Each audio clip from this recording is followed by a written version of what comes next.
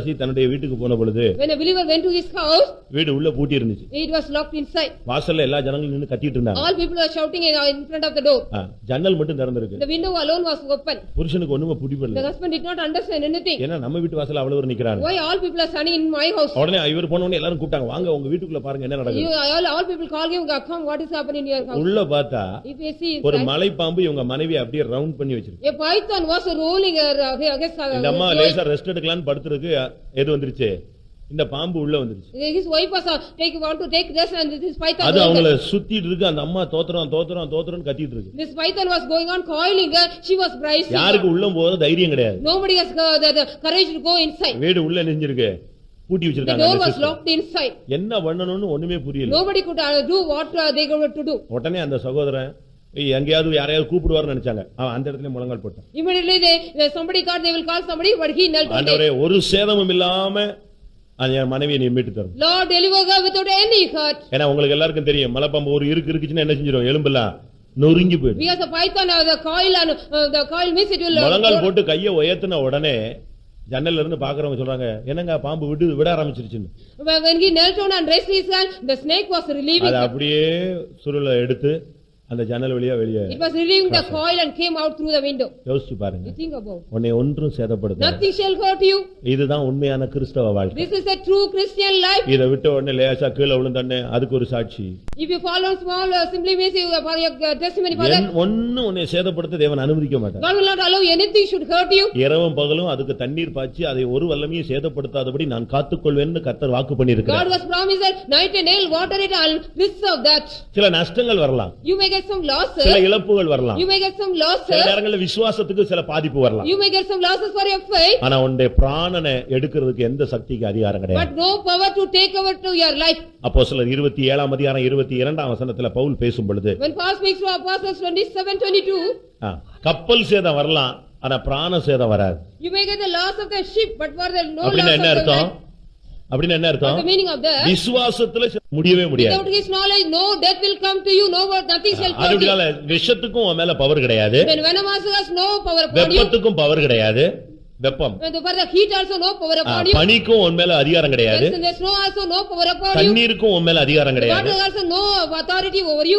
எந்த விதமான பிசாசோ செய்வனைக்கும் உன் மேல பவர் கிடையாது. No devil or the witchcraft has no power upon you. தானியேல் 6ஆம் அதிகாரம் 22ஆம் வசனத்தில் பார்க்கும் பொழுது Daniel 6:22 when we see, அங்க சிங்க கபில போடப்பட்ட தானியேலுடைய வாழ்க்கையை பார்க்கும் பொழுது you see the life of Daniel which was put in the den of அவன் வெளியே வந்து சொல்லுகிறான், சிங்கங்கள் என்னை சேதப்படுத்தாதபடி தேவன் என்னை காத்தார். He came out and said that the lions did not hurt me, God preserved me. எந்த காட்டு மிருகமும் உன்னை சேதப்படுத்த முடியாது. No wild animal will hurt you. நீங்க இந்த பிரான்சிஸ் அசிசின்னு ஒருத்தருடைய புத்தகத்தை படிச்சு பார்த்திருக்கலாமே. We study about Francis Assisi's book. அவர் ஒரு பாதிரியாராக வேலை செய்யும்போது he was a pastor working as a pastor. ஒரு கிராமத்துக்கு போய் அவர் ஊழியம் செய்த பொழுது when he went to the village and did a ministry, அவங்க சொன்னாங்களா, இயேசுதான் உண்மையான கடவுளா? He said Jesus is the true God. அப்படினா எங்க ஊர்ல அடிக்கடி வந்து ஒரு ஓநாய் ரொம்ப சேதப்படுத்துது.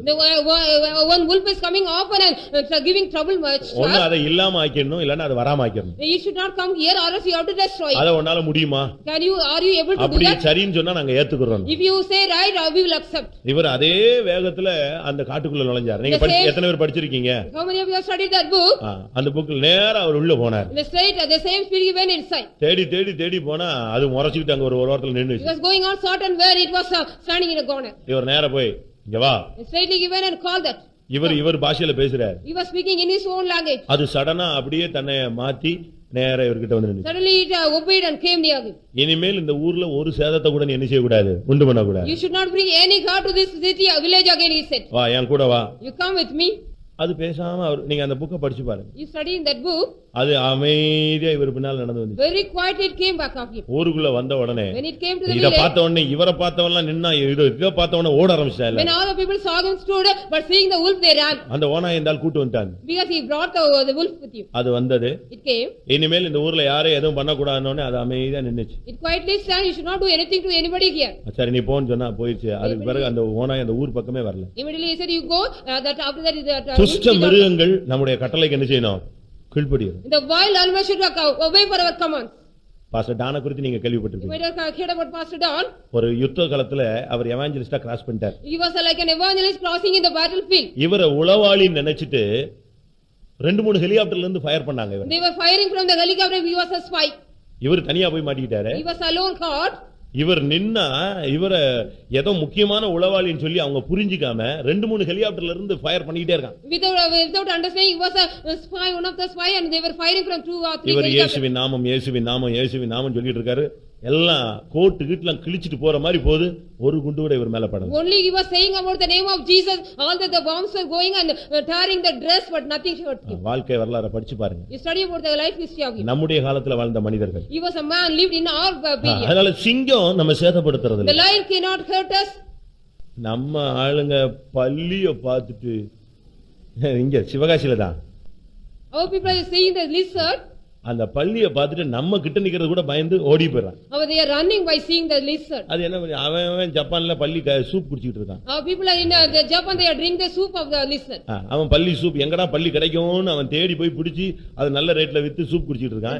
இவங்க பல்லிய பார்த்து வீட்ல ஓடிய போயிடுறான். They are collecting the lizard and drinking the soup of it, but seeing the சிங்கங்கள் உன்னை சேதப்படுத்த முடியாது. The lions cannot hurt you. துஷ்ட மிருகங்களோடு நான் போராடினேன்னு பவுல் சொல்லுகிறார். God says I have the struggle with the wild animals. ஒரு வல்லமை அதனுடைய வாய் அதனுடைய மோப்ப சக்தி எல்லாத்தையும் ஆண்டவர் கண்ட்ரோல் பண்ணி வச்சிட்டார். God has controlled all that power and the sleeping experience. தானியேல் 3ஆம் அதிகாரம் 25-27 வசனங்களை பார்க்கும் பொழுது When we see in Daniel 3:25-27, அக்கினி உன்னை சேதப்படுத்தாதபடி. the fire cannot hurt you.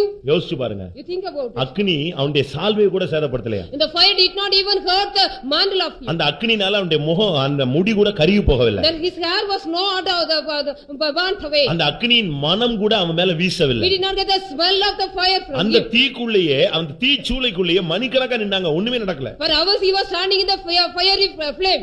எந்த ஒரு வல்லமையும் உன்னை சேதப்படுத்த No முடியாது. power can hurt you. உனக்கும் தேவனுக்கும் நல்ல ஒரு க்ளோஸ் ரிலேஷன்ஷிப் வைக்கணும். You and God need an intimacy.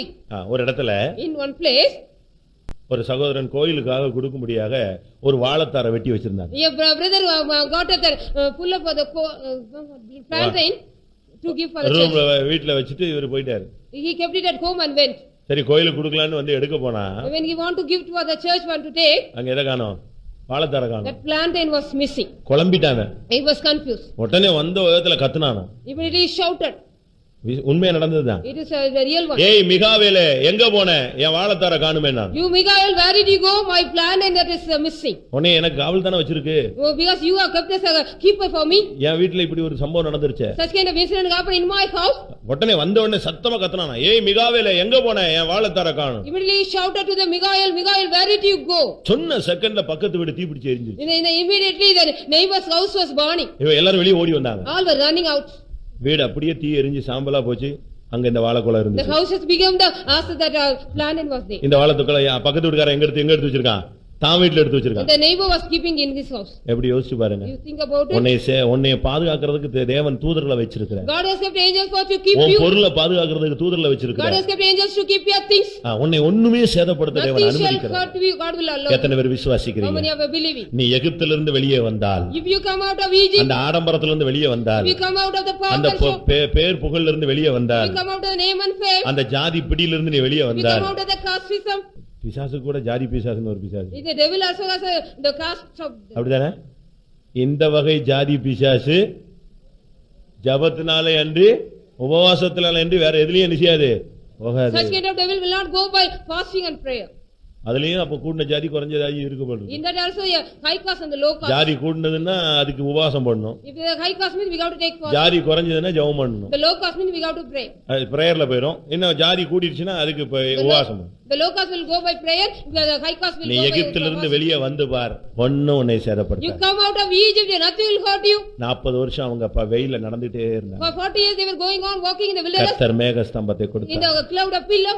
இரவெல்லாம் நடந்தார்கள். The night also they were அக்கினி walking. ஸ்தம்பத்தை உண்டு In பண்ணினார். the cloud of fire also எவ்வளவு they were. அருமையான ஆச்சரியமான ஒரு வழி நடந்தது. What a wonderful leading was that. இப்படிப்பட்ட மனிதர்களை, Such kind of people. இந்த உலகத்துல எந்த ஒரு சக்தியும் சேதப்படுத்தாத மனிதர்களை The people those are not hurt by anything of the இரண்டாம் world. மரணமும் சேதப்படுத்துகிறது இல்ல. இரண்டாம் மரணமும் அவர்களை The சேதப்படுத்தாது. second death also will not hurt them. புரியுதா? Do you இந்த understand? உலகத்துல உன்னை ஏதாவது ஒரு வல்லமை சேதப்படுத்தி இருந்தா நீ நரகத்துக்கு போக வேண்டியிருக்கும். If any power hurt you in the world, you have to go to the hell. மரணம் இரண்டாம் மரணம்னு ஒரு மரணம் இருக்கு. There is a death called second death. இந்த உலகத்துல சாகிறது முதல் மரணம். What we die in the world is the first death. நரகத்துக்கு போகும்போது அதுக்கு பேர் என்னது?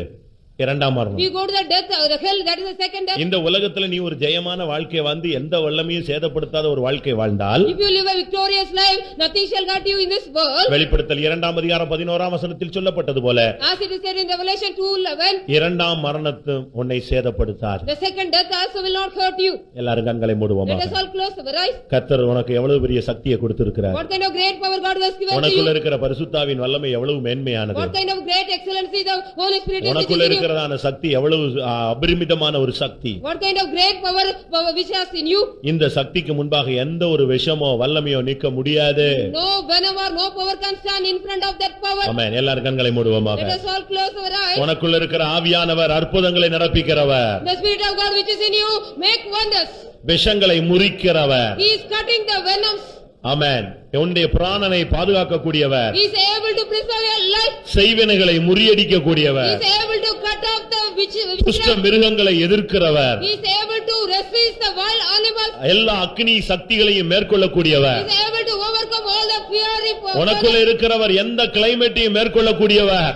One who is in you is to overcome all the climate. எந்த கிளைமேட் உன்னை மேற்கொள்ள முடியாது. No climate can overcome you. அதை விசுவாசிக்கிற எல்லாரும் கண்களை மூடி முழங்கால் படியிடுவோமாக. Believing, close your eyes and kneel down. ஒன்றும் உங்களை சேதப்படுத்த முடியாது. Nothing shall hurt you. இதுவரை யாராவது பிசாசுக்கோ விஷத்துக்கோ ஏதாவது வல்லமைக்கு பயந்திருந்தா வாயை திறந்து சொல்லுங்க, ஒன்றும் என்னை சேதப்படுத்த முடியாது. So far you have get up from the devil or venom or anything, open your mouth and say nothing shall hurt me. ஏதோ கப்பல் சேதம் வந்ததுக்காக கவலைப்படாத. Don't worry about the loss for the ship.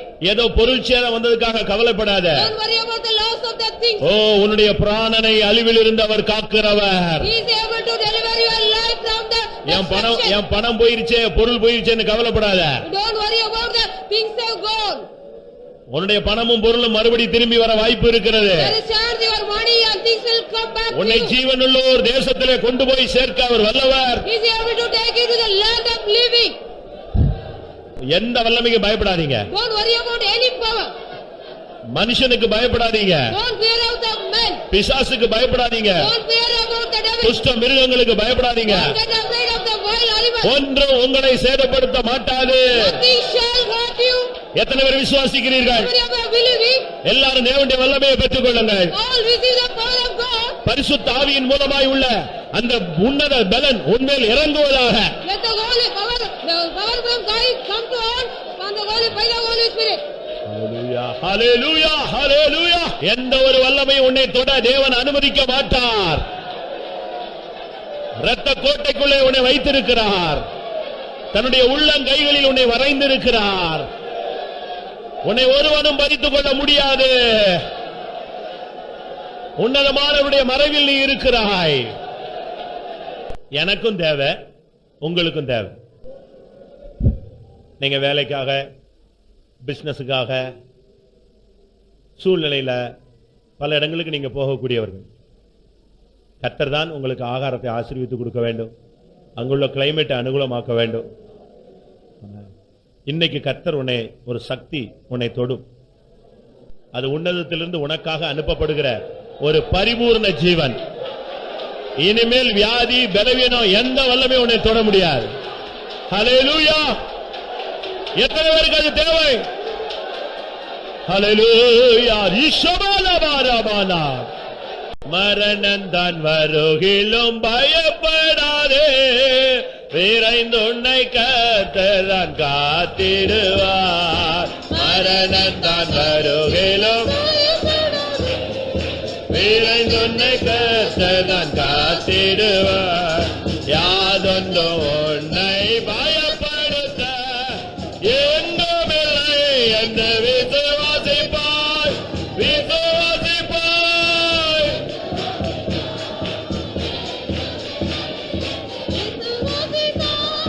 மரணத்தான் வருகிலும் பயப்படாதே, விரைந்து உன்னை கர்த்தர் காத்திடுவார். மரணத்தான் வருகிலும் விரைந்து உன்னை கர்த்தர் காத்திடுவார். யாதொன்றும் உன்னை பயப்படுத்த எங்குமில்லை.